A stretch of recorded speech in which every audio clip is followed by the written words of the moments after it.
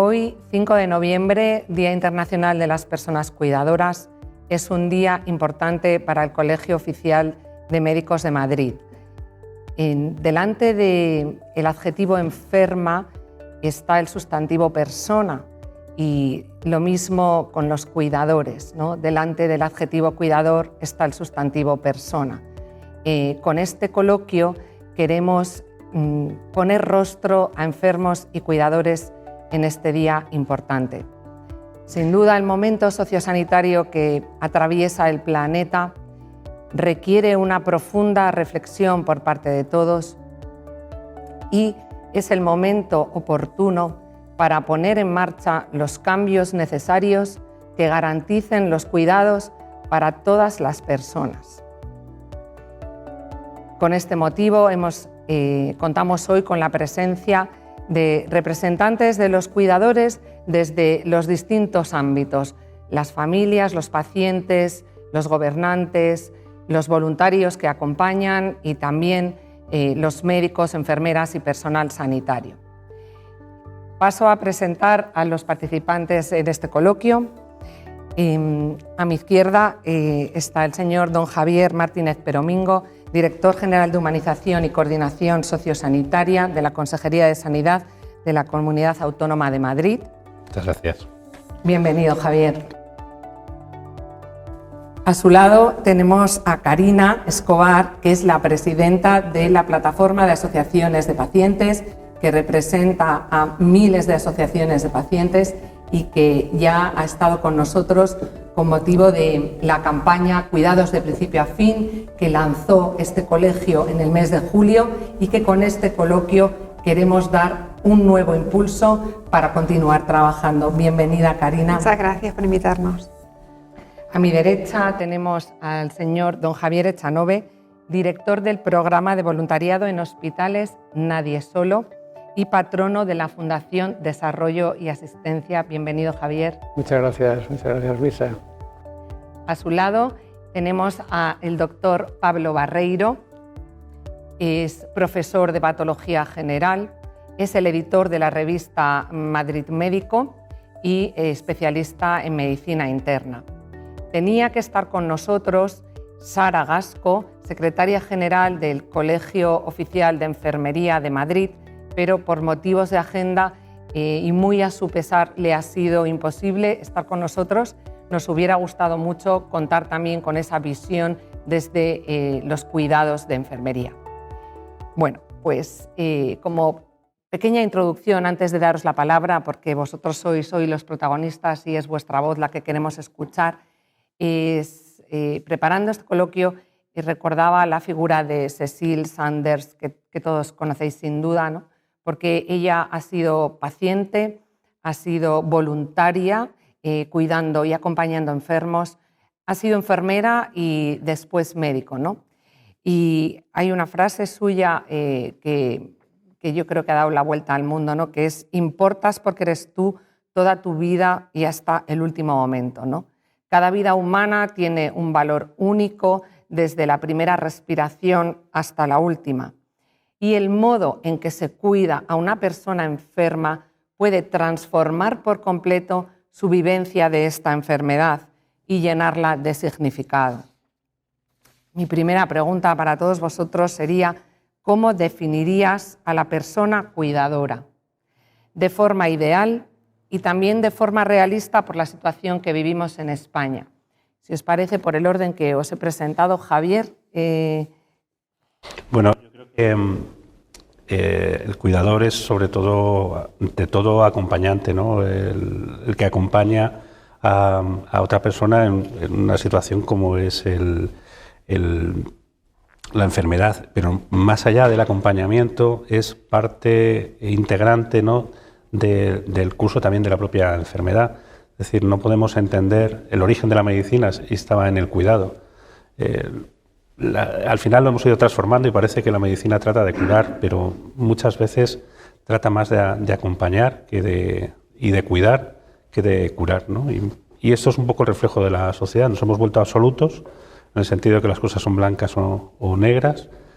las redes sociales son un reflejo de esto, ¿no? Pero obviamos la importancia del cuidador y su labor imprescindible, sobre todo en el trato al enfermo, ¿no? Y yo creo que el cuidador es el reflejo al final de la sociedad y de lo que somos y de lo que deberíamos de ser. Muchas gracias, Javier. Karina, ¿cómo definirías tú a la persona cuidadora? Pues para nosotros, para los pacientes crónicos, el cuidador es un eje fundamental, ¿no? del cuidado de las personas que tienen una enfermedad de por vida y que son, al final, pues van a formar parte de la mejora de resultados en salud y los resultados sociales que tengamos con el paciente, ¿no? A medida que pasan los años, las patologías crónicas pues tienen una evolución más o menos, con los años sumamos complejidad y también suma complejidad el cuidador, ¿no? Entonces hay que tener en cuenta el binomio cuidador-paciente, hay que tenerlo en cuenta en su conjunto, porque si no cuidamos al cuidador, no estamos protegiendo la salud del paciente al que cuida, ¿no? Y creo que tenemos que invertir más en el cuidado del cuidador y ponerle en la situación de importancia que tiene, ¿no? Y el cuidador es el que da parte de su vida, ofrece parte de su tiempo importante a cuidar a otro paciente y a entenderse con un sistema cada vez más complejo. Es decir, un sistema totalmente parcelado, tanto en lo social como en lo sanitario, y tanto paciente y cuidador se dedican a correr por el sistema y el sistema no está centrado en ellos, en sus necesidades y en la complejidad que tiene convivir con una patología crónica en este momento. Yo creo que durante la crisis de la COVID-19 se ha visto la importancia del cuidador, el que estaba en casa, el que estaba al lado de la persona más vulnerable y en este momento, pues dentro de los retos que tenemos de transformar este sistema, tiene que tener esa parte de cuidado al cuidador para poder cuidar a la persona más vulnerable. Muchas gracias, Karina. Aportaciones muy interesantes. ¿Cuál es tu visión, Javier, de la persona cuidadora? Bueno, yo me iba a referir a lo más concreto que es lo que hacemos nosotros, Nadie Solo, la Fundación de Desarrollo de Asistencia Nadie Solo, que este nombre ya expresa mejor qué es lo que estamos haciendo. Es decir, que las personas pues, que se encuentran solas tengan alguien que les cuide, y este cuidado, en este sentido, el que hacemos nosotros, que somos unos 2.000 voluntarios en distintas áreas, ¿verdad? No solamente en hospitales, sino en distintas áreas, es escuchar a las personas, escuchar, hablar, hacer realmente el hacerse eco de sus problemas. Siempre decimos que no se puede llevar los problemas de todas las personas a casa, ¿verdad? Pero por lo menos la escucha a las personas, y eso ya es cuidar a las personas, no solamente cuidados técnicos, digamos, sino simplemente escuchar a una persona, sea un enfermo o no sea un enfermo, sea una persona que está sola o sea una persona con una discapacidad, etcétera, ¿no? Eso es lo que entendemos por cuidador, y tenemos, como digo, unos 2.000 cuidadores tenemos ahora mismo en nuestra, modesta, porque es modesta, pero fundación. Muchas gracias, Javier. Pablo. Me gusta la definición, utilizando un poco el término de lo que es el lenguaje, digamos, internacional en inglés, ¿no? La medicina, el care, ¿no? O sea, yo creo que en inglés se entiende muy bien el sentido del cuidado en medicina en su doble aspecto. Por un lado es, por supuesto, el cuidado que se está hablando, el cuidado técnico, el cuidado profesional, que va desde lo más básico hasta lo más sofisticado, ¿no? La medicina tiene un abanico de cuidados tremendo, pero me interesa más el otro aspecto, que es el del interés. Yo creo que de ahí parte todo. Me preocupo por ti, me interesa tu problema. Ahora me paseaba por la sala de las Orlas, ¿no? Y yo veía caras de médicos desde el año 1857, ¿no?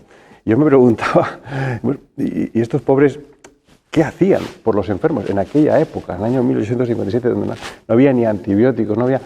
Bueno, pues era gente interesada por los problemas de sus conciudadanos, ¿no? y preocupados por su salud, ¿no? Y eso yo creo que es lo que nos ha movido a todos a meternos en esta aventura de ser médicos, ¿no? No lo olvidemos, ¿no? Estamos aquí porque nos interesan por encima de todo las personas, y nos interesan por encima de todo, de forma particular a nosotros, las personas enfermas, ¿no? Yo creo que de ahí parte todo, de verdad, y creo que esa es la esencia de la medicina, ¿no? El interés. Y luego, en el otro aspecto, la atención. Interés y atención. Para mí es el cuidado. Bueno, la verdad que respuestas y definiciones muy contundentes y con mucho contenido para reflexionar, ¿no? Es verdad, tomando un poco lo que dices, Pablo, ¿no? Tenemos hoy en día una medicina altamente tecnificada, ¿no? Y asistimos a grandes milagros médicos, ¿no? Pero cuando se le agotan las posibilidades, ¿no? Cuando ya no puede ofrecer más tratamientos curativos, en la sociedad la tendencia actual es a una rebelión, ¿no? A no aceptar que hay un curso natural de la enfermedad, ¿no? Y sí que hay mucho más que ofrecer en ese momento, ¿no? Que estarían pues los cuidados, ¿no? Los cuidados hospitalarios y los cuidados domiciliarios desde las aportaciones que damos los médicos, las enfermeras, los voluntarios, las asociaciones de pacientes, la familia como cuidadora y el sistema que tiene que estructurarlo todo, ¿no? Y yo me preguntaba, y querría, si me podéis dar una respuesta breve, casi como sí o no, si os parece que tenemos derecho, los ciudadanos, las personas, a que la enfermedad y también la muerte pueda vivirse como una experiencia natural y positiva, tanto los cuidadores como los pacientes. Es un derecho que tenemos el que la enfermedad, sobre todo en esas fases de irreversibilidad o más avanzadas, podamos tener los medios para vivirlo como una experiencia positiva. Bueno, yo creo que debería ser así. No sé tanto si es un derecho...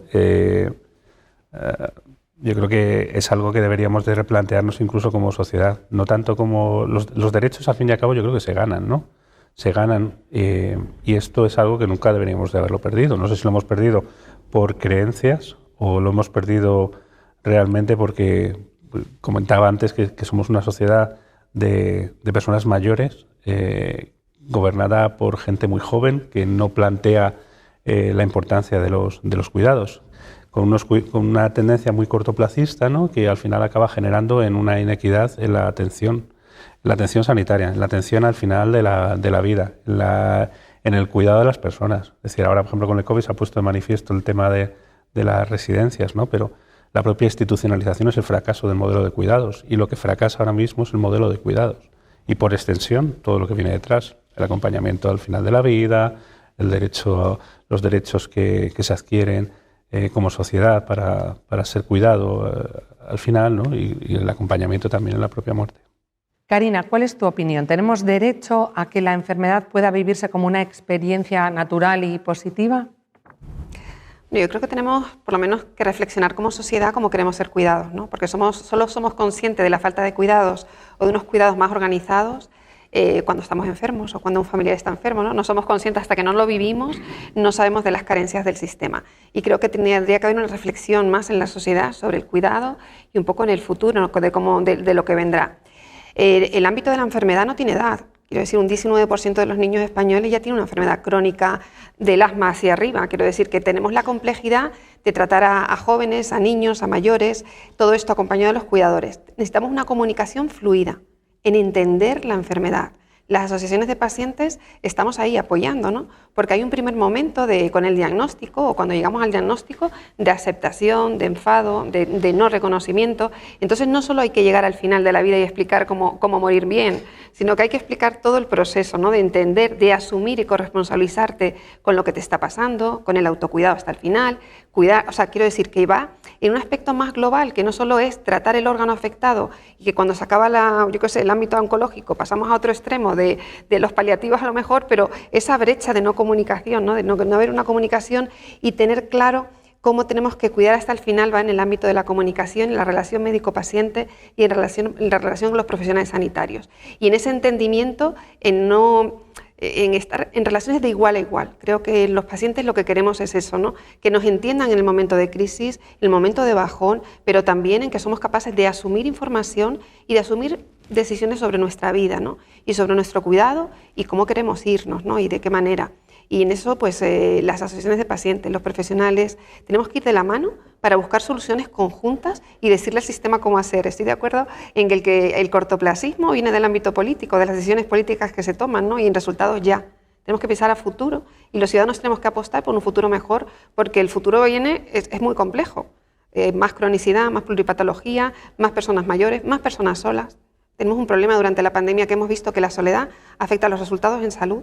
Las personas que han estado solas, según nuestros estudios, no han sido adherentes a los tratamientos, no se han cuidado. Es decir, el reflejo de no acompañar o de no estar o de no tener bien corresponsabilizado a los pacientes en su enfermedad, pues ha afectado a resultados en salud, que lo veremos también en próximos años, en más mortalidad y mayor complejidad de las patologías.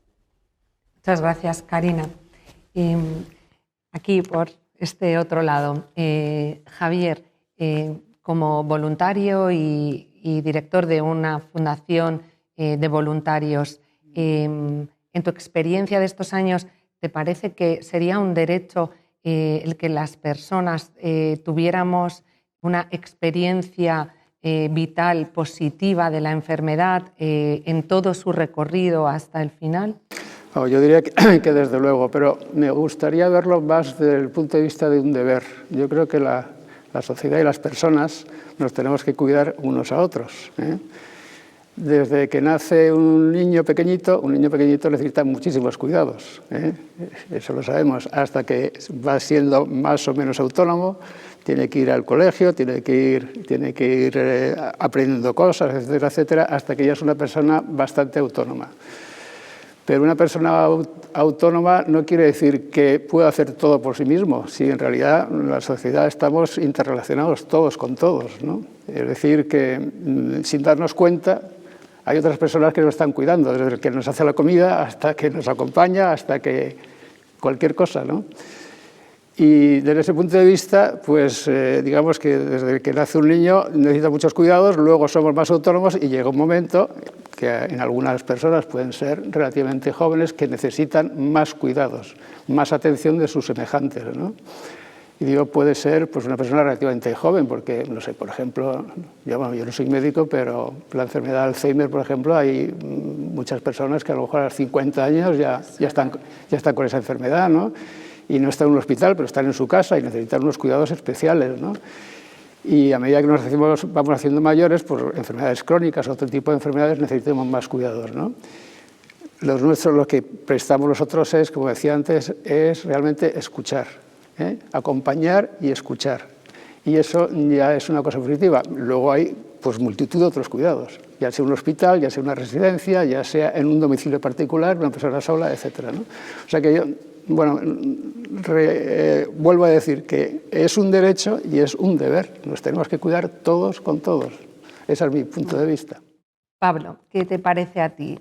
¿Tenemos derecho a experimentar de forma positiva a las personas, los enfermos y los cuidadores, el proceso de enfermedad, todo el proceso y hasta el final?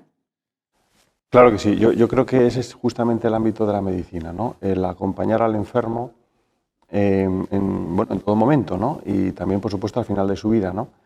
La perspectiva de muerte, claro que nos interesa, porque afecta a nuestros pacientes, les afecta a todos los niveles, físico y también psicológico, ¿no? Y ahí tenemos que estar acompañándoles, ¿no? La muerte como tal en medicina es algo que va más allá de nuestras posibilidades, es un poco un misterio, ¿no? La medicina nunca puede ser un aliado, la muerte nunca puede ser un aliado de la medicina, ¿no? Nunca podemos entrar a debatir de cuándo un paciente debe morir o no. Esto va más allá, ¿no? La muerte llega cuando tiene que llegar. Nosotros estamos para que llegue lo más tarde y para que el paciente viva hasta la muerte de la mejor manera posible, ¿no? Lo de que sea una experiencia positiva, pues eso dependerá del paciente, ¿no? Habrá pacientes que lo vivan con angustia, otros que lo vivan con esperanza, dependerá de muchos factores, ¿no? Pues nos da igual, lo que tenemos que interesarnos es por cómo están viviendo esos últimos momentos, ¿no? Y proporcionar las ayudas adecuadas para que esos últimos momentos sean para el paciente pues, lo más satisfactorios posibles, ¿no? Estamos al servicio de que el paciente necesite, ¿no? Tampoco hay que empeñarse a lo mejor en que sea una experiencia positiva, ¿no? Pero habrá que estar ahí siempre, ¿no? Y acompañarle en lo que él necesite, ¿no? estamos para servir, ¿no? Entrando ahora un poco en el ámbito de las familias como cuidadores, mi experiencia como médico anestesiólogo, que me dedico también al tratamiento del dolor, es que se aprende muchísimo escuchando a los pacientes cómo aliviar su dolor, ¿no? Porque hay que tener una visión de conjunto, ¿no? Y si escuchamos al enfermo, vamos a acertar más en las terapias analgésicas, ¿no? Mi pregunta para vosotros en este ámbito de las familias cuidadoras sería: ¿cuáles son las 3 peticiones más frecuentes y más importantes por parte de los familiares que cuidan, que os han llegado como gobernantes, como médicos, como enfermeras, como asociación de pacientes, como voluntarios? Desde vuestra perspectiva, 3 peticiones de las familias. Bueno, yo como médico y como ahora mismo como parte administrativa política, yo creo que por un lado sería la facilidad en el acceso a los recursos disponibles, tanto en el conocimiento como en que hubiese una ventanilla única para poder acceder, que el sistema sanitario permitiese el acompañamiento, facilitase más el acompañamiento de las personas en todos los ámbitos, y probablemente también lo relativo a la formación que nos preocupamos mucho en formar a médicos, a personal sanitario, pero realmente el que está ahí, que es el que cuida, no le ayudamos tanto, no le formamos tanto, y a veces depende en parte de sociedades o de colegios científicos la formación que de la propia administración. Accesibilidad, acompañamiento y formación. Vale. Muy bueno, muchas gracias. Karina. Yo casi me voy a repetir diciéndolo de otra manera, pero es un poco similar, ¿no?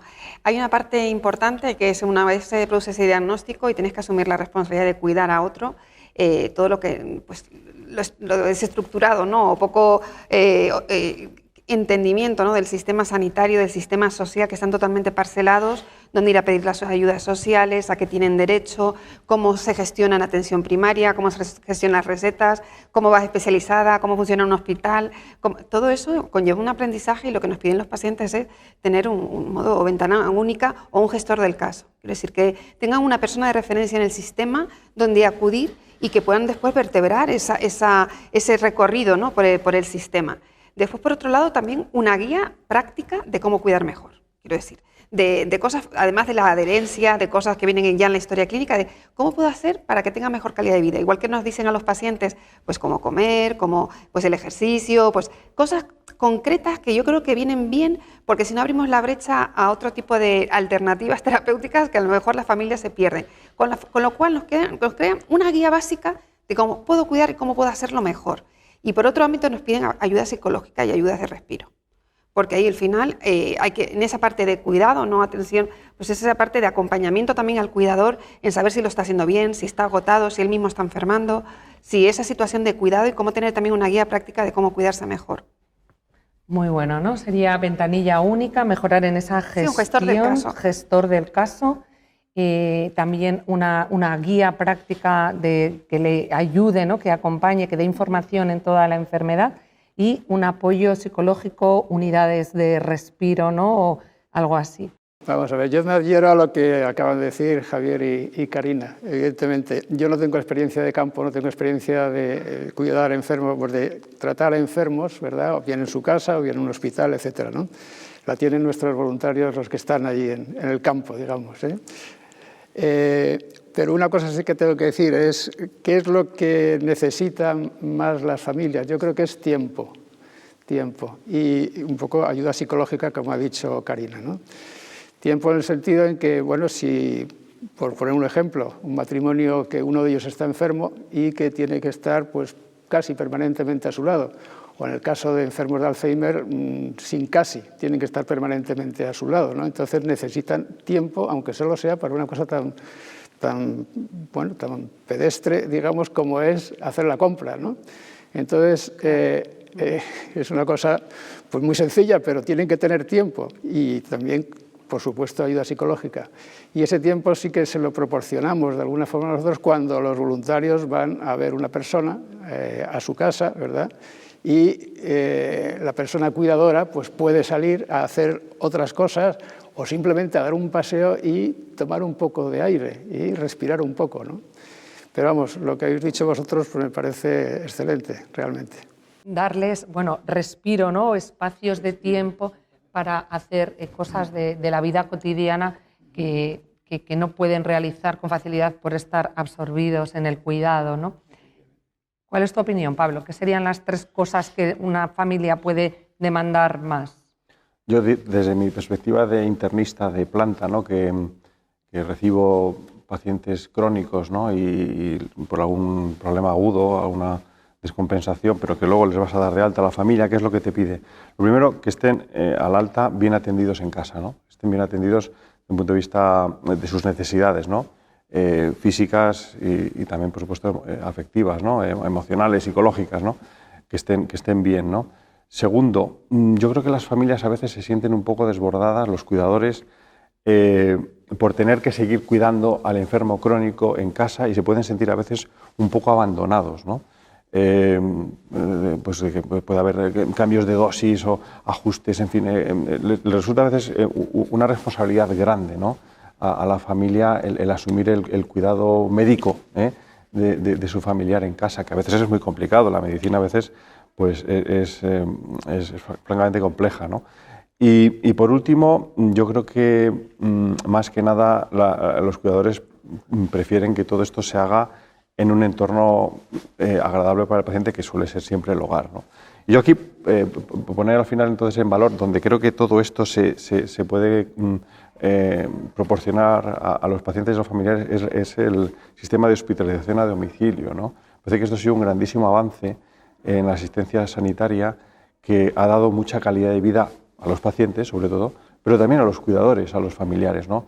Tienen atendidas sus necesidades, tienen la supervisión, la visita frecuente de un médico, de un equipo de enfermería que controla cómo van las cosas, y está en el entorno mejor, tanto el paciente como la familia están en su hogar, ¿no? Gran avance de la medicina del siglo XXI, la hospitalización a domicilio, donde creo que hay que seguir avanzando. Un poco sería, en esas 3 cosas quedarían englobadas, ¿no? En esa hospitalización a domicilio, ¿no? Que también sabemos que está empezando a ser una tendencia fuerte en medicina, ¿no? Los estadounidenses, ¿no? Que siempre son un poco cabeza de tren, ¿no? Están yendo mucho por acercar los médicos a los domicilios, ¿no? Y en esta línea de las familias, ¿no? A la hora de alentar al familiar para saber llevar y alentar él a su vez al enfermo que cuida, ¿no? ¿Consideráis que es importante no solo acompañar y dar medidas de confort y que el paciente esté bien atendido, que ya es mucho, porque hoy en día en España no es así, ¿no? Y en fin de semana asistimos a situaciones un poco de no llegar, ¿no? Que nuestros equipos no llegan porque son insuficientes, ¿no? Pero teniendo estos medios, ¿no? De acompañamiento y de estar bien atendido, bien cuidado, ¿os parece importante hacer un enfoque vital, ¿no? Como cuidadores más profundo, que pueda ayudar al enfermo a sobrellevar sus padecimientos, como sería pensar en el legado que deja a sus familiares y a sus personas más queridas? ¿Os parece que dentro del cuidado puede ayudar el que el enfermo reflexione, ¿no?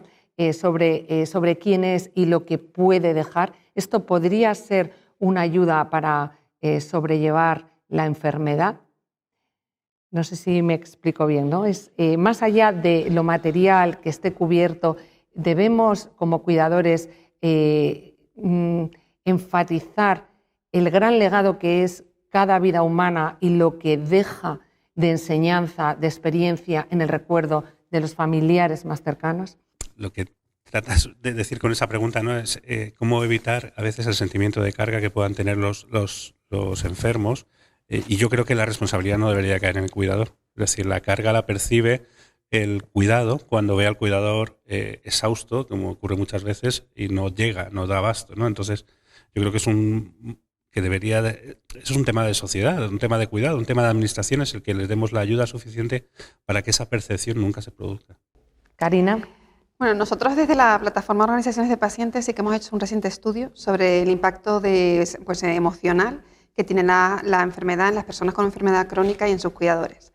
Uno de los datos más importantes es la culpa que acompaña a los pacientes cuando son diagnosticados y a lo largo de su enfermedad, y un poco lo que esa vivencia con la familia y la carga que supone, y esto va mezclado con pues, las expectativas que tenemos de vida, ¿no? Y cómo se incorpora la incertidumbre a nuestra vida, además del agotamiento del cuidado. Entonces sí que es muy importante que la vivencia que te vaya a tener la familia y el cuidador y la persona pueda ser más positiva, pueda ser una vivencia de aprendizaje que sirva para la vida, o pues eso tiene que venir acompañado, si no hay un sostén o un soporte por parte de tener una buena atención sanitaria, un apoyo social, un apoyo económico, porque al final, en muchos casos, una de las personas, pues cuando hay un hijo, una de las personas de la pareja tiene que dejar de trabajar, pues toda esa situación siempre será mejor. Pero hay que ayudar a saber que hay algo positivo en todo eso, ¿no? Porque la enfermedad forma parte de la vida, ya no la muerte. La enfermedad, como seres humanos, pues evolucionamos y a veces y tenemos que aprender. Ese aprendizaje nos cuesta. Yo yo llevo enferma desde que tengo 12 años. He vivido la vivencia de tener cuidadores de mis padres y con mi hija, ¿no? Que en muchos casos se convierte en mi cuidadora. Y siempre he tenido la cosa, esto será la vivencia de mi hija frente a esto, o cómo ella ve, ¿no? El miedo, ¿no? ¿Qué pasa ella también con esto? Yo creo que sí que es positivo, que ella lo ha convertido en positivo, le parece, lo verbaliza así, ¿no? Eso como uno ve verlos crecer los hijos, ¿no? Dice, estoy haciéndolo bien. En este sentido también dice uno, ¿le vendrá bien esto? Sí. Y creo que sí que hace personas más solidarias, que entienden la enfermedad, entienden la lucha, entienden el estar bien, el poder sonreír, en mantenerte bien, aunque la situación sea mala, ¿no? Pero eso viene bien para la familia y viene bien para un entorno que sea más amable para todos, ¿no? Y creo que son unos héroes y heroínas las personas que tienen una persona con una enfermedad crónica en casa, una enfermedad más complicada, porque realmente cambia todo, la relación familiar cambia. Y bueno, todo el acompañamiento no es suficiente, ¿no? No podemos solo apoyar en lo psicológico, ¿no? Sino lo que tenemos que crecer cada uno para apostar y que sea positiva la vivencia. Muy bueno, Karina. Por este lado, Javier, ¿qué te parece a ti sobre ese enfoque vital más profundo? Bueno, no sé si he entendido muy bien la pregunta, pero desde luego, bueno, una cosa sí que diré, que los enfermos muchas veces se confían más al voluntario que a su propia familia. Quizá porque bueno, no quieren hacer sufrir más a la familia, entonces se confían más sus problemas, etcétera, etcétera, al voluntario, ya sea un hospital o ya sea una casa, donde sea, ¿no? Pero esa experiencia sí que la tenemos, ¿no? Bueno, yo diría que, claro, al enfermo hay que hacerle ver, y bueno, distinguir aquí una persona que es creyente y que piensa que con la muerte no se acaba todo, sino que realmente es un paso, es nada más que un tránsito, o una persona que no es creyente o que cree que todo se acaba en la muerte, ¿no? Para estas últimas personas es más difícil, encuentro yo, desde luego, el que afronten, pienso yo, que afronten la muerte pues, de una forma más positiva, pero de otra forma se puede hacer, ¿no? Porque durante toda su vida pues, ha hecho muchas cosas positivas, a lo mejor han creado una familia, han hecho muchas cosas positivas, no sé si en su profesión, lo que sea, y esas cosas hay que resaltarlas, ¿no? Que todo eso no se acaba, sino que queda en sus sucesores, ¿no? Y queda en la propia sociedad, ¿no? Para un creyente, por supuesto, es que bueno, pues todo lo que tal y como lo esté pasando, si lo está pasando mal, pues no es un esfuerzo perdido, no es una energía perdida, sino todo lo contrario, ¿no? Yo creo que estamos aquí poniendo en valor a una institución fundamental también, ¿no? en que está saliendo mucho en esto de los cuidados, que es la familia, ¿verdad? La familia, traemos en este número de noviembre de la revista Madrid Médico, a la que todos invito a que lean, un artículo sobre la familia como agente de salud, escrito por el presidente del Instituto de Estudios de la Familia, asesor de la OMS, muy interesante, ¿no? Y creo que estamos diciendo que la familia efectivamente es un agente de salud porque cuida, ¿no? Y proporciona además el mejor entorno para el enfermo crónico, que es el hogar, ¿no? Pero por otro lado, y creo que es muy interesante lo que tú comentas, también da un sentido a la enfermedad, y porque llena también de sentido toda la vida que ha vivido ese enfermo y que vea a lo mejor que está acabando, ¿no? La familia es un testamento vivo, ¿no? Que el enfermo, ya con perspectiva de muerte, ve como un legado, probablemente el legado más valioso que puede haber dejado en este mundo, ¿no? Hijos, nietos, ¿no? Qué importante es eso, ¿no? Qué sentido deja a las personas el saber que han dejado una familia, ¿no? Y qué drama la soledad, ¿no? En primer lugar, porque no tienes que te cuide, ¿verdad? Y en segundo, porque tienes sensación de haber dejado poco, ¿no? Trabajo, riquezas, eso a lo mejor no te llena, ¿no? Ver a unos niños corsotear pues, delante de la cama, pues que yo me he visto, ¿no? Eso no tiene precio, ¿verdad? Y qué drama el asistir a que estamos en una sociedad en la que cada vez pues nos estamos atomizando más, ¿verdad? Y estamos apostando menos por la familia y más por el individualismo, ¿no? Creo que esto por lo menos no nos va a hacer más felices, ¿no? Y por lo menos también va a dar menos sentido a la vida y también al final de la vida, ¿no? Pues justo me das pie, Pablo, para el siguiente capítulo. Pasamos a los cuidadores voluntarios. Cerramos este aspecto del cuidador en la familia y arrancando un poco con este individualismo, ¿no? Es verdad, no sé si os parece, que vivimos tiempos de gran autoafirmación individual, donde la autonomía personal es un gran valor en alza, ¿no? que se antepone a cualquier otra cuestión, ¿no? Sin embargo, la figura del voluntario, de la persona que dedica tiempo de forma desinteresada y altruista, es un planteamiento de solidaridad y de compasión que convendría poner de moda, ¿no? Y creo que podría ayudar a tener más y mejores cuidadores, ¿no? Personas que se interesan por otras personas anónimas que no están en las mejores condiciones y que uno siente ese impulso solidario y compasivo, ¿no? Mi pregunta sería la siguiente: ¿qué es lo que más valoran y más demandan los pacientes a los voluntarios que les cuidan, ¿no? O a los voluntarios que les podrían cuidar? Si es que nos parece que una gran red de voluntarios podría ser un pilar para sostener el que la sociedad sea una sociedad que cuida. ¿Os parece que podemos mejorar esa atención incluyendo a los voluntarios en un plan integral de cuidados? ¿Qué valoran los pacientes de los voluntarios que le cuidan? Y si os parece que los voluntarios podrían ser un pilar para un plan integral de cuidados. Lo más breve que podáis. 2 frases, por favor. Con las fáciles que son las preguntas, pues es muy sencillo dar una respuesta muy corta. Bueno, yo creo que hemos cambiado, es decir, hay mucha más organización en el tema del cuidado, en el tema, del voluntariado. Tradicionalmente ha sido, en el caso del cuidado, un tema forzoso y dirigido sobre todo hacia las mujeres, ¿no? Y ahora mismo una de las cosas buenas que ha traído esta generación, ¿no? Es el tema de la estructura del voluntariado, ¿no? Entonces yo creo que sí que tenemos que la organización y el establecer el modelo de cuidados, ¿no? Que hablábamos al principio de todo, ¿no? Es decir, tenemos que decidir como sociedad cómo queremos que nos cuiden, cómo queremos envejecer, cómo queremos que nos acompañen. Pero tenemos que, por encima de ideologías políticas, por encima de todo, es decir, tenemos que decidir qué es lo que nos importa, qué es el problema real. El problema real es que no se le dedica los recursos suficientes a esto, ¿no? Entonces, al final acaba recayendo, porque claro, el voluntariado, entre comillas, es gratis, ¿no? Pero tiene que haber una voluntad real de definir todos, el que sea. Yo tendré mi punto de vista, tú el tuyo y el suyo, pero entre todos tenemos que definir cómo queremos que sea ese proyecto, ese plan de cuidados y luego el voluntariado tendrá que ir dirigido a ese programa. No ha sido muy corto, pero es que son muy complejas las preguntas. Muy bien, Javier. Karina. Para nosotros el voluntariado es fundamental, es el eje de nuestra actividad y gracias a ella podemos hacer un trabajo por y para los pacientes y las familias, los cuidadores desde nuestras asociaciones. Nosotros tenemos más de 70.000 voluntarios que atienden pues, por las diferentes asociaciones nuestras y por las diferentes patologías, que apoyan a las familias en los hospitales, que apoyan en casa, que ayudan a entender la enfermedad. Realmente cuando hablamos de participación efectiva de los pacientes y sus asociaciones, vienen ahí e incluyen el voluntariado de esas asociaciones.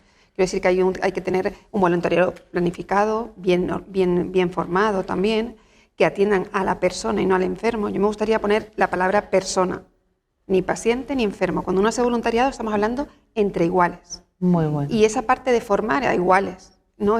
Por eso mucha de la actividad nuestra dentro de las asociaciones es personas que tenemos la vivencia ya de la enfermedad, damos nuestro voluntariado a otras personas que también están enfermas en nuestra misma situación y por eso es tan efectivo. Los programas de pares, los programas de paciente experto en los hospitales, todo esto hace que realmente nuestra enfermedad también sirva para algo. Nuestra vivencia, no nuestra enfermedad, nuestra vivencia de la enfermedad sirve para algo. Yo creo que es una de las cosas más importantes y a lo que quería ir. Tenemos que desarrollar más atención comunitaria. Es imposible, es insostenible, ni hay recursos suficientes para dar servicio desde la administración a todas las necesidades que tenemos.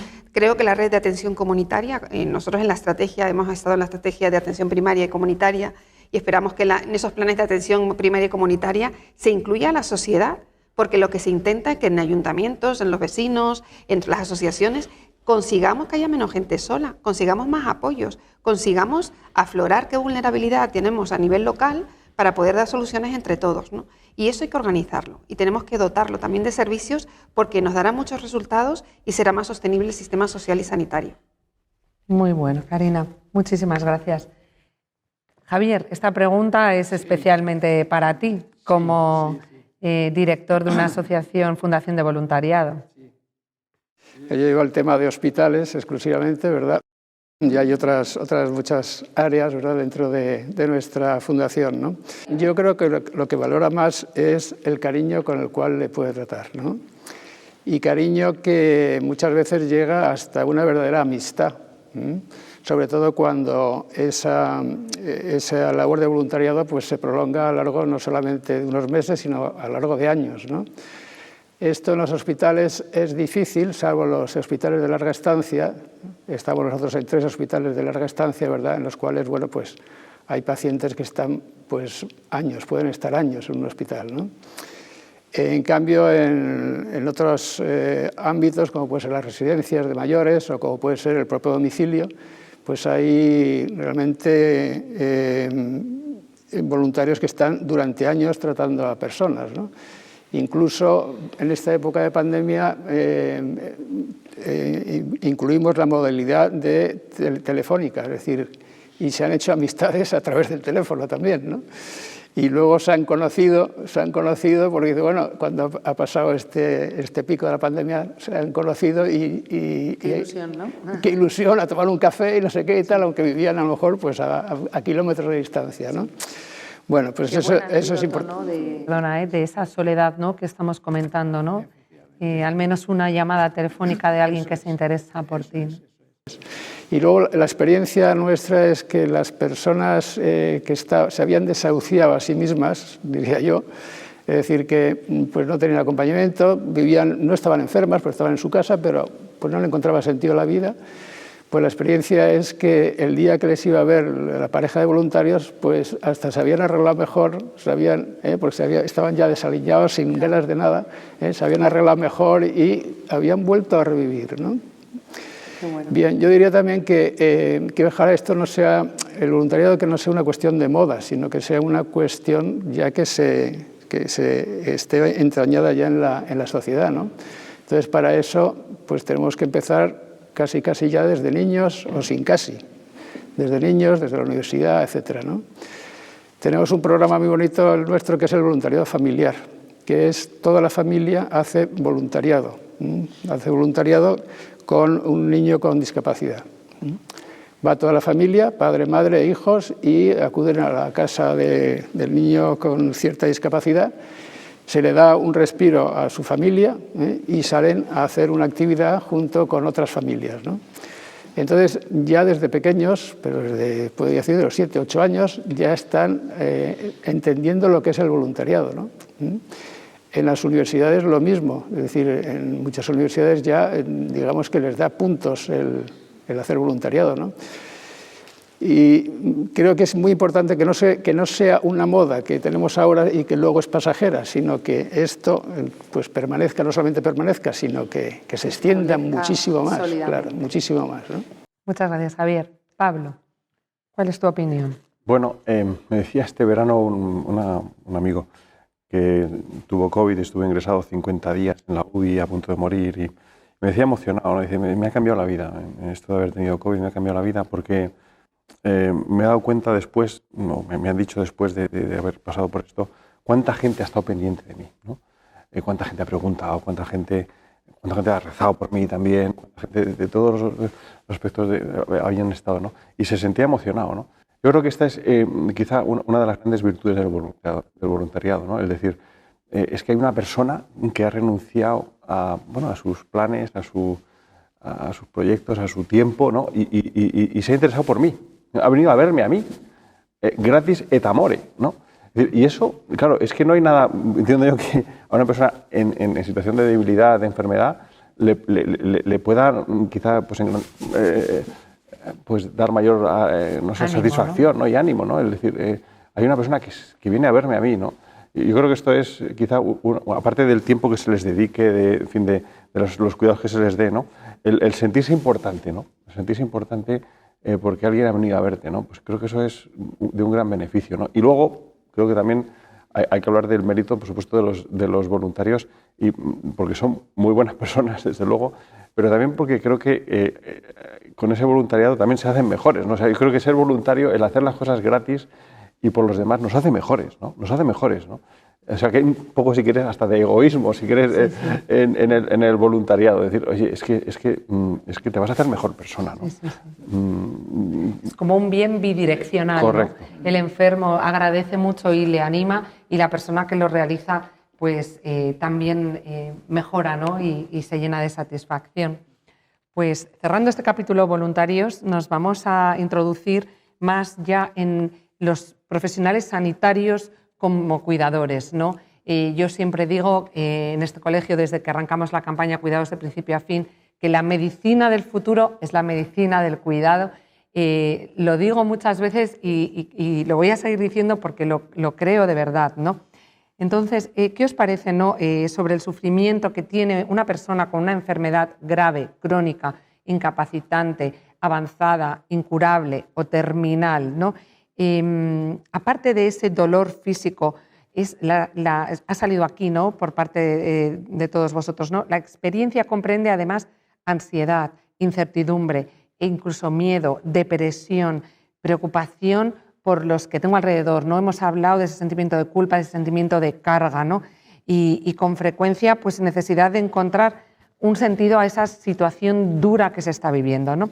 La pregunta es la siguiente: ¿los profesionales de la salud tienen en cuenta y tienen acceso a los medios para cuidar al paciente de una forma total, no solo en la atención al dolor o en esa atención material más inmediata, sino esos aspectos sociales, emocionales o espirituales? Tenemos en nuestro sistema sanitario, hospitales, centros de salud, la posibilidad de dar una atención sanitaria total. Nuestro plan integral de cuidados debería incluir esa visión total, cubrir aspecto psicológico, social, espiritual, además del control de síntomas. Os he hecho la misma pregunta, como de tres maneras distintas, para daros a entender a lo que voy, ¿no? ¿Tenemos los profesionales sanitarios disponible esa capacidad de hacer una atención global? Bueno, yo creo Javier. que si es, hablo como médico ahora, si es por la formación que uno recibe en la facultad, probablemente no. Es decir, la facultad adolece de centrar mucho el modelo de atención en la enfermedad y poco en el paciente, ¿no? O en la persona, mejor dicho, que antes lo has corregido muy bien y me he quedado con el aprendizaje, ¿no? Sí.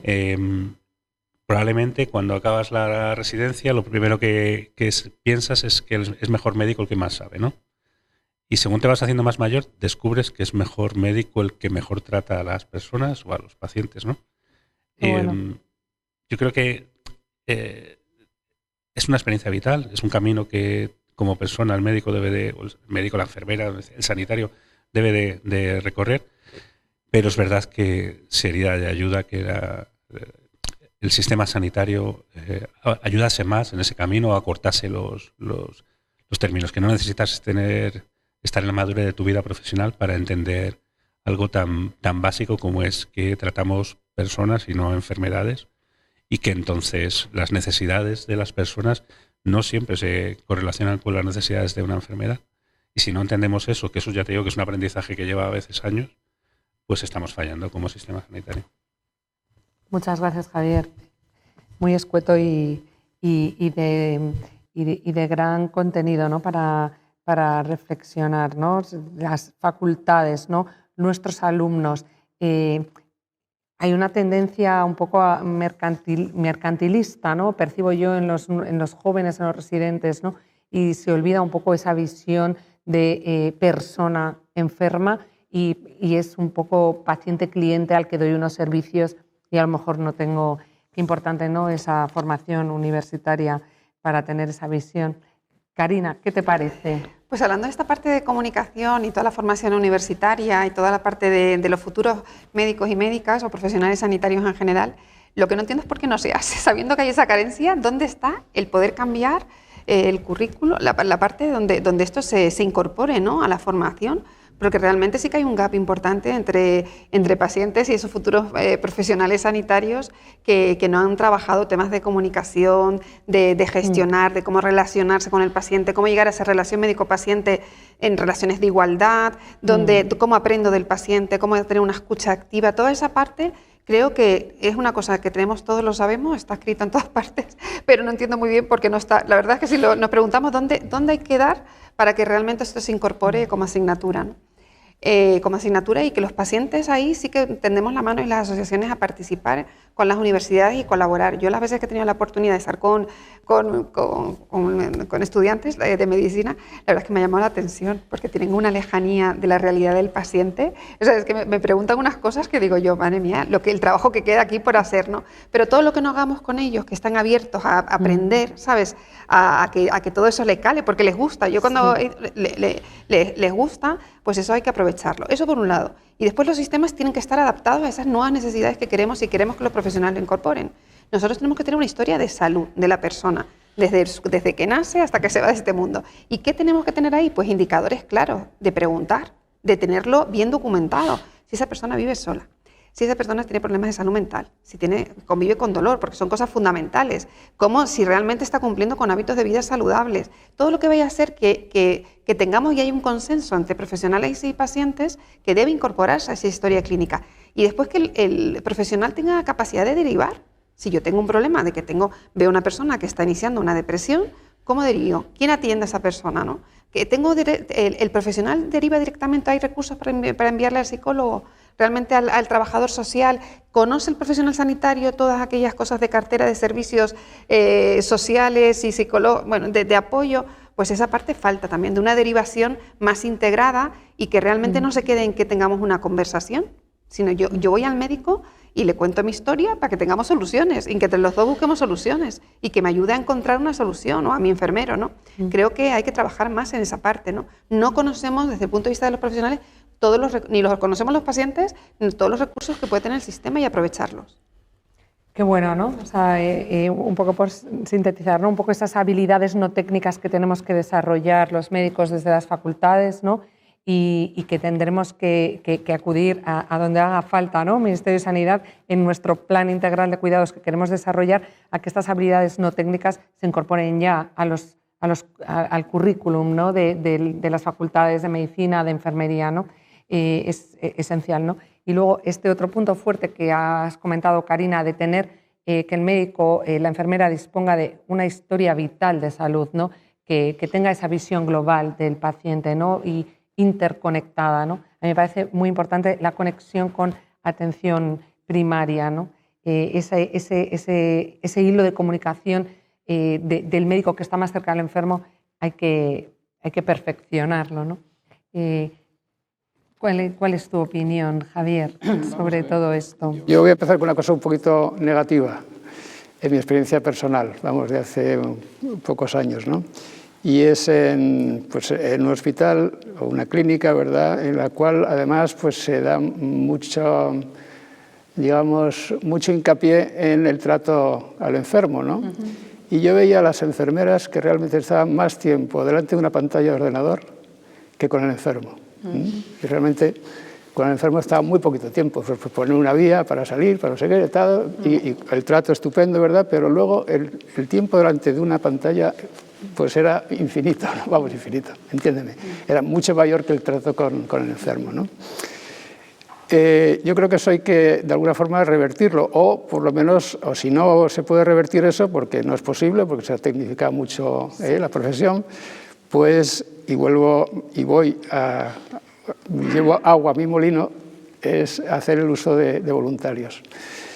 Hemos empezado el día 2 de este mes de noviembre, empezamos de nuevo en el Hospital Clínico el voluntariado, que hasta este momento, pues desde el 5 de marzo del año pasado, pues no habíamos podido acudir, ¿verdad?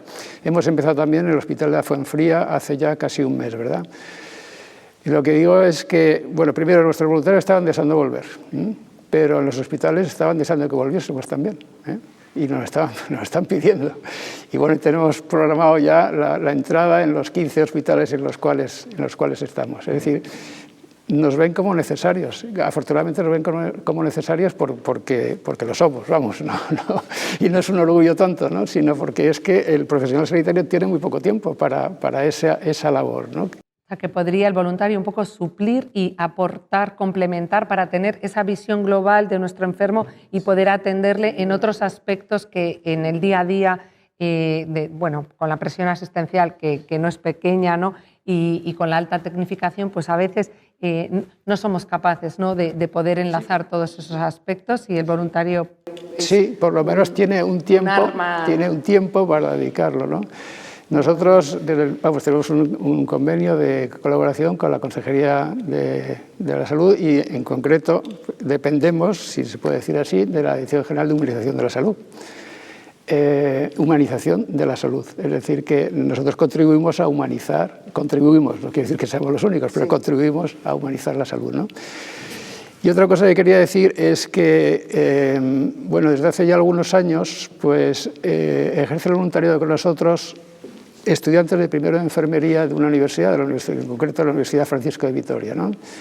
La última jornada fue en el curso 19-20, y justamente cuando se cerraron los hospitales a los voluntarios, pues acabaron ya las prácticas las prácticas que no son, son prácticas de atención y de comunicación con el paciente, ¿no?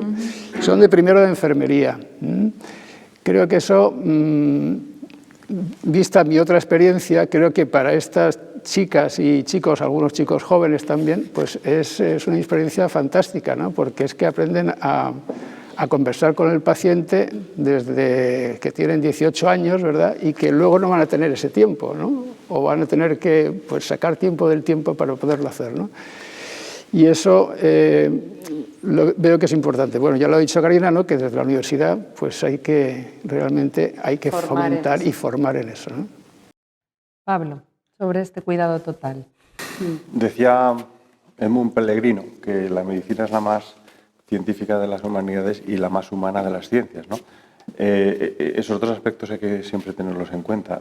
Tampoco vale el que haya voluntarios para que los médicos nos sustrayamos de la parte humana, ¿no? O sea, eso también es un peligro, ¿no? Que puede haber, no, bueno, yo me encargo de la cosa técnica y ya vendrán los voluntarios por la tarde, ¿no? Yeah. No, cuidado con eso, ¿no? De todas formas, es verdad que hoy por hoy lo que más cuenta es el aspecto científico y técnico, ¿no? Bueno, pero es que, fijaros que hasta la empresa ha descubierto las soft skills, ¿no? O sea, se han dado cuenta de que dentro de la empresa el que es más simpático, sabe trabajar en equipo, se sabe poner al servicio de los demás, ese tío es el que más rinde, ¿no? Es decir, que a lo mejor hay que también hacer un análisis científico, si queréis, de todas estas virtudes, si queréis, humanas, ¿no?, que queremos potenciar en los estudiantes y en los profesionales, y ver que eso rinde, que el médico que es así, además, es que pues es mejor médico, sus pacientes están más contentos con él, humanización de la medicina, ¿no? A lo mejor hay que darle esa vuelta, ¿no? O sea, no solo ir con mensajes buenistas, que por supuesto que sí, sino, oye, es que a lo mejor efectivamente lo bueno suele ser verdadero, ¿no? Lo bueno suele ser demostrable, ¿no? Y claro que sí, aplicarlo efectivamente como verdaderamente una asignatura transversal, ¿no? es necesario que esto se transmita a los alumnos, pero no como asignatura de ser buen médico, no. Esto es en anatomía, esto es en histología, esto tiene que ser prácticamente a lo largo de toda la carrera, de toda la residencia y de toda la carrera profesional del médico, ¿no? Pero demostrando también que esto verdaderamente es bueno porque además es eficaz, ¿no? Cerramos este aspecto del enfoque desde los profesionales sanitarios y con este mensaje, ¿no?, de desarrollar más habilidades no técnicas que nos ayuden a humanizar nuestra práctica profesional, ¿no? Y vamos a entrar en el último capítulo, que sería salud pública y cuidados, ¿no? Preparando este coloquio estuve leyendo, bueno, pues las últimas newsletters de la Asociación Europea de Cuidados Paliativos, ¿no? Y están preparando para 2023, ¿no?, año en el que ya estaremos libres de los lastres de la pandemia, ¿no?, una gran conferencia internacional. Y el mensaje central habla de democratizar los cuidados, ¿no?, comprensión de lo que son los cuidados y su gran beneficio social, participación cívica mediante asociaciones comunitarias de todo tipo, ¿no?, que ha señalado Karina, y una acción conjunta que pueda hacer eficaz el que pongamos a todos los personajes que intervienen en el cuidado de una forma organizada y estructurada al servicio del enfermo grave, terminal, situación de enfermedad avanzada o simplemente que vive su enfermedad con especial sufrimiento, ¿no? La pregunta, en este caso soy yo la que arrima el ascua a su sardina, es la siguiente. ¿Os parece interesante y posible utilizar el movimiento Cuidados de Principio a Fin como plataforma para compartir ejemplos de buenas prácticas en cuidados con aportaciones desde los gobernantes, los pacientes, los voluntarios y los profesionales sanitarios? ¿Cómo podríamos integrar las aportaciones tan suculentas que habéis dejado hoy encima de esta mesa, ¿no? ¿Cómo podemos integrarlas en un gran plan y si nosotros podemos servir de ayuda desde la plataforma Cuidados de Principio a Fin?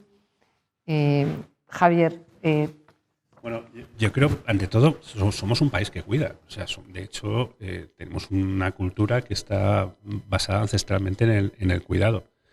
Hemos vivido una transformación porque ese cuidado ancestral siempre recayó sobre la mujer y ahora, gracias a Dios, la igualdad pues nos obliga a redefinir y a dar justicia, ¿no?, a una justicia. Entonces, lo que hablábamos, hemos estado hablando en diferentes de los puntos que hemos ido tratando, ¿no? Hemos ido hablando de la necesidad de que como sociedad definamos cómo queremos cuidar, cómo queremos que nos cuiden. Desde un punto de vista, si quieres, egoísta, es decir, cómo quiero yo que me cuiden, cómo quiero, todos vamos a envejecer en algún momento, entonces tenemos que definirlo y tenemos que dedicar una serie de recursos, tenemos que, el movimiento de voluntariado se ha ido estructurando. En un principio se estructuró al margen de la administración y finalmente con la administración se le dotó de un presupuesto, probablemente muy bajo, ¿no? Pero es lo que hablábamos, ¿no? ¿Cómo se regula esto? ¿Cómo se articula esto? Primero tiene que haber una conciencia de sociedad. Yo creo que es evidente que estamos aquí, todos los que estamos aquí representamos a cada uno en una parte, pero todos estamos de acuerdo en que necesitamos que es mejorable el modelo que tenemos ahora mismo y que es prioritario, además, como sociedad, ¿no? Entonces, yo creo que precisamente lo que estamos haciendo es dar sentido, ¿no? Escuchar al otro. Lo comentaba antes Karina, ¿no? Es decir, la necesidad de que el sistema sanitario, desde la raíz, que puede ser las facultades de enfermería, medicina y demás, entiendan y pongan en valor al cuidador y a la persona antes que a la enfermedad. Yo creo que es la forma en la que hay que transformarlo. Y luego, al final, este tipo de cosas siempre pasa por una parte política que tiene que abogar porque todos, con lo mismo que podríamos hablar de educación o de vivienda, es decir, tenemos que ponernos de acuerdo como país, independientemente de los criterios políticos, porque esto importa, y esto importa y mucho, ¿no? Entonces, yo creo que cualquier modelo que se base en la comunicación, en entender a los demás, yo creo que está destinado al éxito. Espero. Ojalá sea así. Karina, ¿qué te parece? Tenemos que organizar, ¿no? Yo creo que estamos todos de acuerdo en que hay aportaciones, hay muchos sectores implicados. ¿Cómo podemos hacer que integrar todas estas buenos pensamientos, ¿no? y buenas intenciones para hacerlo efectivo, ¿no? Alguna plataforma que nos una a todos podría ser interesante. Presentar un plan integral en el que trabajemos todos. ¿Qué te parecería a ti? Yo cuando hablo siempre de la parte desde el punto de vista de profesionales sanitarios, en el ámbito social también que estén incluidos, todo el ámbito de lo que sería el movimiento ciudadano, ¿no? A través de las asociaciones participar en el plan de redefinición de los cuidados y de los procesos, fundamentalmente. Ahora todo el tiempo estamos hablando de innovación tecnológica, de telemedicina, todo es tele algo, ¿no? Eso es un medio, pero estamos en el momento, creo que estamos en el momento de que esos procesos realmente estén definidos buscando las necesidades de las personas y sobre todo de las personas más vulnerables, ¿no? O los que seremos más vulnerables, ¿no? O del futuro. Tenemos que pensar no en el corto plazo, sino en qué sociedad vamos a dejar en medio y largo plazo. Porque lo que se invierta ahora, el dinero que venga y que se invierta ahora es el que va a quedar para la gente, para el futuro, ¿no? Entonces creo que es el momento de estar unidos, de cosas, de llegar a acuerdos y de ser escuchados, ¿no? De tener espacios formales de participación en el que realmente se nos tenga en cuenta como colectivos y tenemos la suerte, ¿no? de que los pacientes estamos bien organizados, que la sociedad civil también está organizada en otros ámbitos y sobre todo que es el momento de participar y que se nos escuche. Y se nos escuche porque somos parte de la solución. Creo que lo que podemos aportar nosotros, cuando estamos incluidos en los proyectos, somos capaces, ¿no? de dotarlos y organizarlos y no solo ponerlo en la idea y plasmarlo en el papel, sino llevarlos a cabo, ¿no? Y de eso tenemos que garantizar, porque esto es responsabilidad de todos, ¿no? Lo que pasa a partir de ahora es responsabilidad de todos. Y haber aprendido algo de esta pandemia también. Entonces, si hemos pasado por todo este sufrimiento y esto se va a quedar en la nada, y una de las cosas que no se pueden quedar en la nada es que los cuidados y los procesos asistenciales tienen que variar. No pueden estar tan centrados en el paciente agudo. Tenemos que pensar en lo complejo. Y en lo complejo lleva continuidad asistencial y atención multidisciplinar, cosa de la que carecemos. Muy bueno. Por este lado, Javier, ¿qué te parece? Sí. Tenemos que integrarnos todos, podemos apoyarnos en una plataforma, hay que hacer un plan integral. Sí, yo creo que eso para mí es evidente, ¿no? Y realmente la plataforma existe ya, ¿no? Es la plataforma Cuidar, ¿no? Es decir, es dar potencia a esa plataforma. ¿Cómo? Pues eso no es fácil, yo ahora no me atrevería a decir cómo. Pero estarías dispuesto a participar, ¿no? Yo creo que sí, porque eso se puede participar desde una organización o personalmente, vamos, creo que es así, ¿no? Por lo que yo sé de esta plataforma, ¿no? Ahora, ¿cómo hacerlo? Pues yo creo que se hace camino al andar, ¿no? Esta charla que hemos tenido ahora, o mesa de ronda que hemos tenido ahora, pues puede ser un comienzo, vamos, quizá no un comienzo ya, pero una continuidad a lo que ya se ha hecho hasta ahora, ¿no? Y de aquí pueden salir muchas cosas, ¿eh? Pero vamos a ver, que no sea un fuego de artificio, que creamos una plataforma... No es un soufflé, no es un soufflé, no. Estamos empeñados en que sea un bizcocho denso y contundente. Y vamos a caminar, ¿no? Vamos a caminar. Pablo, ¿cuál sería un poco tu aportación en yo este sentido? Sí. Bueno, yo creo que estamos viviendo un momento histórico pues también muy propicio para que quede esa cultura del cuidado, ¿no? Hemos salido estamos saliendo de esta pandemia y si alguna lección buena nos ha dejado es que tenemos que cuidarnos unos a otros, ¿no? Y todos hemos aprendido a renunciar a muchas cosas por el bien de los otros, ¿no? Por el bien de la sociedad y al final de cada individuo, ¿no? Y esa es un poco la filosofía del cuidado, ¿no? Renunciar a mí, un capricho, mi necesidad por el bien del otro, ¿no? Y,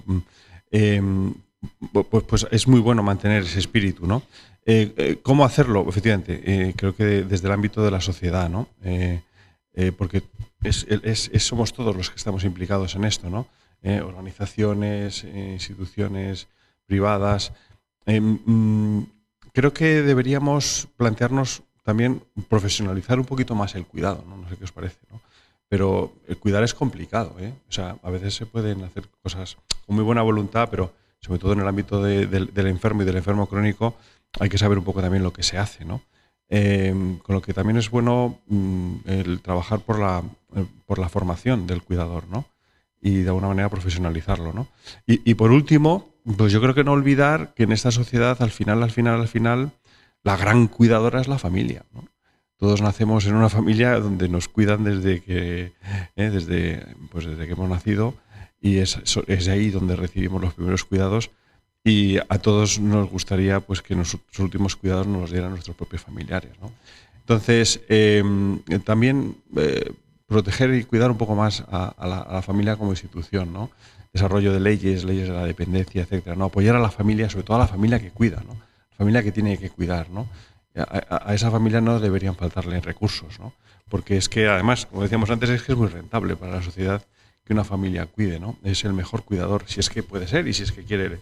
Y si no, pues profesionales que lo hagan también de forma muy adecuada, ¿no? Bueno, y ya para concluir, hemos empezado con Cecil Saunders, ¿no? Y vamos a concluir también con ella. No sé si recordáis que recibió el premio Hilton de Humanidad, y este premio, ¿no? Si revisas cuáles son los criterios, los requisitos para que una asociación o una plataforma, ¿no? Como Cuidados de Principio a Fin pueda recibir un premio que aúne ciencia y humanidad, un premio humanitario, ¿no? Que los cuidados es un tema científico y es un tema de humanidad, ¿no? Y los requisitos para ser nominado a este premio serían contribuir a aliviar el sufrimiento humano de forma eficaz, presentar programas innovadores y bien estructurados, documentar los logros y avances que se van haciendo, ofrecer un impacto perdurable y demostrar capacidad organizativa, porque si no estamos organizados, al final no somos eficientes. A modo de conclusión y de mensaje para que los que nos vean, ¿no? Se puedan llevar a casa, ¿no? De cada uno de los participantes, ¿no? Desde vuestro ámbito específico de proveedor de cuidados, ¿no? ¿Cuáles serían vuestras 2 propuestas, nada más de forma sintética, para hacer posible que los cuidadores en nuestro país reúnan estas características y puedan optar a un premio humanitario como es este, ¿no? Que recibió Cecil Saunders, ¿no? ¿Qué propuestas haríais? 2 propuestas cada uno de vosotros para que avancemos juntos en los cuidados, y si en estas propuestas os parecería una posible el tener una nueva alerta sanitaria que fuera un código cuidados. Necesidades los debería de marcar precisamente los cuidadores. Estaba leyendo, preparando un poco el día, ¿no? La visita, el documento que escribió la Asociación Internacional, ¿no? de Cuidadores, y las demandas concretas que hacían. Entonces yo me limito a suscribirlas, ¿no? En el sentido del reconocimiento, por un lado, la dotación económica y la formación, que yo creo que eran las 3 cosas que reclamaban las asociaciones, y yo creo que es lo que deberíamos vamos, me refiero que cuando alguien... No, la sanidad es muy dada a decirle a la gente lo que necesita. Y yo creo que lo primero que hay que hacer es escuchar, ¿no? Y satisfacer las demandas antes de plantear mejoras. Karina, ¿cuál sería tu propuesta? Pues para mí, dejar de ser invisibles, ¿no? El cuidador invisible, que realmente aflore, que se le tenga en cuenta, que se le forme, se le dote de recursos, y sobre todo premiaría a todas las cuidadoras especialmente, que dedican gran parte de su vida a los cuidados de un familiar, ¿no? Y ese aprendizaje mutuo y esa lucha y esa fuerza que realmente no sale ningún premio, no sale en la tele, no sale en ningún sitio, pero realmente son el sostén, ¿no? de la sociedad, y sobre todo son el sostén de las personas que más sufren, las más vulnerables, y que realmente pues que son muy necesarias, ¿no? Y da pena, ¿no? No poder tener esos cuidados cercanos o no tener esa carencia de cuidados, y que todos, cuando hablamos de derechos, ¿no? El derecho a ser cuidados con cariño y con los medios necesarios. No sé, yo estaba pensando que hay que conjuntar lo que es la sociedad civil, es decir, que de la sociedad civil realmente pues partan estas iniciativas, ¿no? Es decir, que no sé, quizá en España estamos muy dados a que sea la sociedad estatal, podemos decir, ¿no?, la que tenga estas propuestas y que sea la locomotora, pero creo que tenemos que tener como dos locomotoras, una detrás de otra, ¿verdad?, para que esto avance, ¿no? Y la sociedad civil tiene que tener, y yo apelo a que, bueno, realmente los que nos escuchen, que se sientan llamados a esto, ¿verdad?, pues que realmente sean locomotora para todas estas cosas, ¿no? Y entiendo como sociedad civil también, bueno, pues el Colegio de Médicos puede ser una sociedad civil, es decir, no es ya estatal, sino que es una asociación de médicos, en este concreto en Madrid, ¿no? U otras asociaciones, ¿no? Pero que sea potenciar esta sociedad civil la que... Y creo que esa sería mi propuesta. Eso, claro, depende de las personas que se sientan llamadas a esto o no. Somos, yo creo que un poco perezosos en España, creo que somos un poquito perezosos para esto, ¿no? Pero ahora que ya vamos cogiendo energía tras el COVID, nos vamos a poner con este empeño, ¿no? La propuesta que yo haría es la que tú has hecho, ¿no? El que existiese algún reconocimiento público, algún premio, ¿no?, al cuidador, ¿no? Y que socialmente pues se ensalce, ¿no?, esta figura. Porque oye, el ejemplo, no hay nada mejor que tire que un buen ejemplo, ¿no?, para otros que también se impliquen en los cuidados, ¿no? Yo creo que sería una muy buena idea, pero que tú nos has dado. Muy bien, pues recogiendo un poco, ¿no?, estas interesantes y profundas aportaciones, ¿no?, necesitamos una aportación económica para hacer esto realidad, necesitamos dar visibilidad al cuidador, necesitamos que haya un movimiento social.